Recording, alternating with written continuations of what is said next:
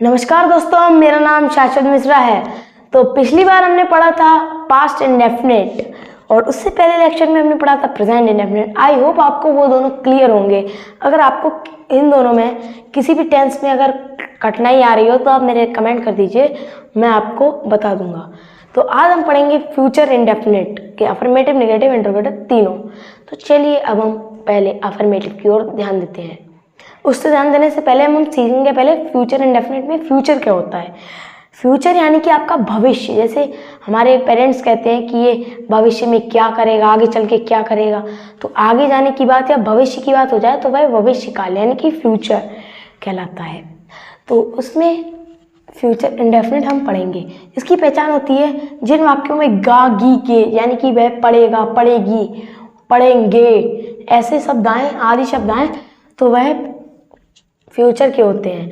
उनका फॉर्मूला होता है इंडेफिनिट का, अफर्मेटिव का, सब्जेक्ट प्लस अगर आई, हाँ एक और चीज लिख दूं, आई और वी के साथ, इन दोनों के साथ केवल शैल लगता है, शैल। एक मिनट गाइस, गलत हो गया। हाँ, आई और वी के साथ केवल सेल का प्रयोग होता है और जितने भी होते हैं उन सब के साथ आपका विल का प्रयोग होता है। और यहाँ पे जैसे कि है सब्जेक्ट प्लस विल या शेल प्लस वर्ब की फर्स्ट फॉर्म प्लस ऑब्जेक्ट, तो ही है वह का सब्जेक्ट ही। अब विल या शेल क्या लगेगा, ना आई है ना वी है इसमें, तो हमारा विल लग जाएगा। यार विल। अब वर्ब की फर्स्ट फॉर्म जाएगा कि गो, ऑब्जेक्ट स्कूल हो गया हमारा, he will go to school, he will go to school.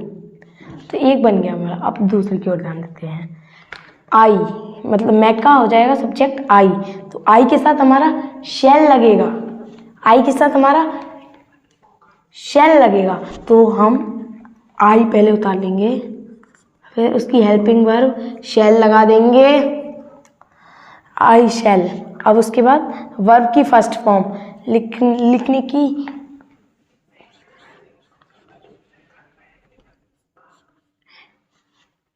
I shall write the object. I shall write a letter. I shall write a letter. हम एक match खेलेंगे, तो इसमें हमारा हम की हो जाएगी English we, subject plus will या शैल।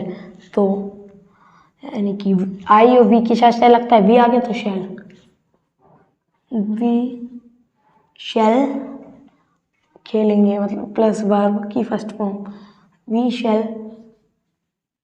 प्ले एक मैच, तो आ मैच, TCH। देख लीजिए सब्जेक्ट वी, शैल यहाँ पे लग गया, वर्ब की first form play, object a match. Okay, ये वाला आपका HW में, HW इसको आप घर से करिएगा, जितना मैं आपको बताता हूँ उतना प्लीज़ कर लीजिए, उससे आपकी इंग्लिश में बहुत इम्प्रूवमेंट आएगा। मेरा भाई दिल्ली जाएगा, ये आपका HW में है। तो अब हम नेगेटिव की ओर बढ़ते हैं। अब हम पढ़ेंगे फ्यूचर इंडेफिनिट के नेगेटिव टेंस। तो उसका फॉर्मूला ये होता है सब्जेक्ट प्लस, आप मैंने आपको बता दिया उसके अकॉर्डिंग विल या शैल लगा देंगे, आई वी के अकॉर्डिंग, और फिर नॉट, फिर वर्ब की फर्स्ट फॉर्म प्लस ऑब्जेक्ट। इतने सरल वाक्य हैं हमारे, 3 वाक्य दिए हैं जिसमें से मैं आपको ये वाला अभी से ही HW में दे दे रहा हूं।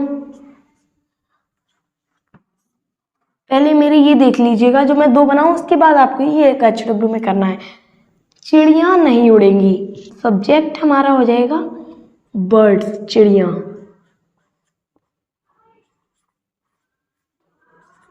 बर्ड्स, अब इसके साथ विल लग जाएगा क्योंकि इसमें आई भी नहीं है।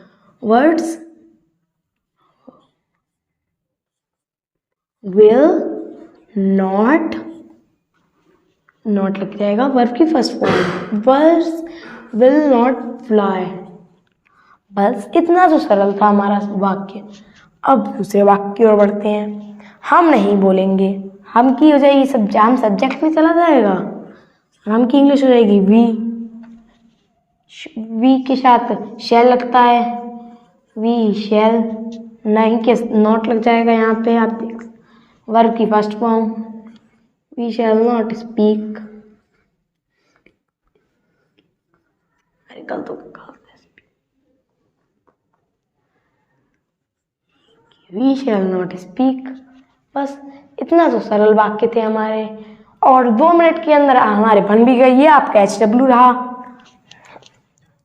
मैं बाग में नहीं जाऊंगा, तो ये थोड़ा सा तिरछा हो गया। मैं आपको फिर से लिख के बता देता हूँ।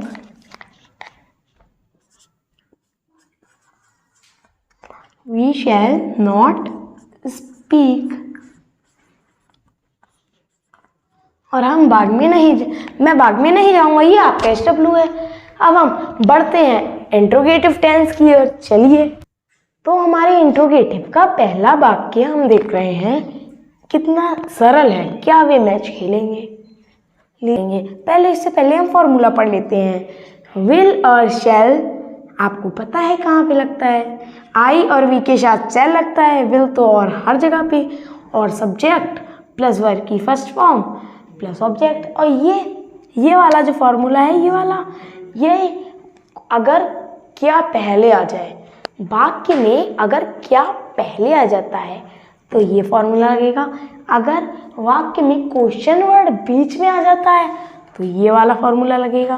तो चलिए अब बना लेते हैं। आप लोग तो होशियार हो, आप लोग मुझसे जल्दी बना देते हैं। देखते हैं कौन जल्दी बनाता है। क्या वे मैच खेलेंगे?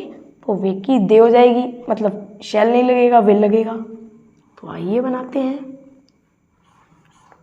विल के साथ सब्जेक्ट अब लगा देते हैं। विल दे मैच खेलेंगे, वर्ब की first form. Will they play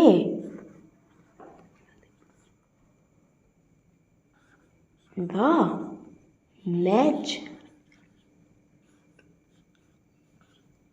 will they play the match. हो गया। अब दूसरा तो बहुत इजी है, वह क्यों नाचेगा? क्वेश्चन हो, यहाँ पे क्वेश्चन मार्क, वह क्यों नाचेगा? वह मतलब अब यहाँ पे बीच में क्यों आ गया तो ये वाला लगेगा। तो क्वेश्चन वर्ड हमारा वाई हो गया है। क्वेश्चन वर्ड हमारा यहाँ पे वाई हो गया है। तो अब इसके साथ विल या शैल में हम विल का प्रयोग करेंगे।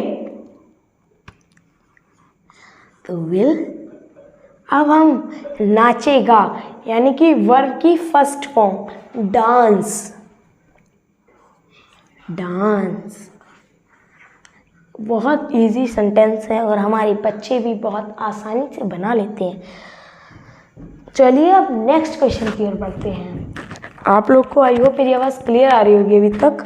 तो तुम खाना क्यों नहीं खाओगे? तो सबसे पहले क्यों नहीं, यानी कि इसमें है हमारा क्वेश्चन वर्ड भी है और नेगेटिव का भी सेंटेंस है ये। तो क्वेश्चन वर्ड वाले में सबसे पहले क्वेश्चन वर्ड आता है वाई। अब क्यों नहीं खाओगे? तो विल, वाई विल,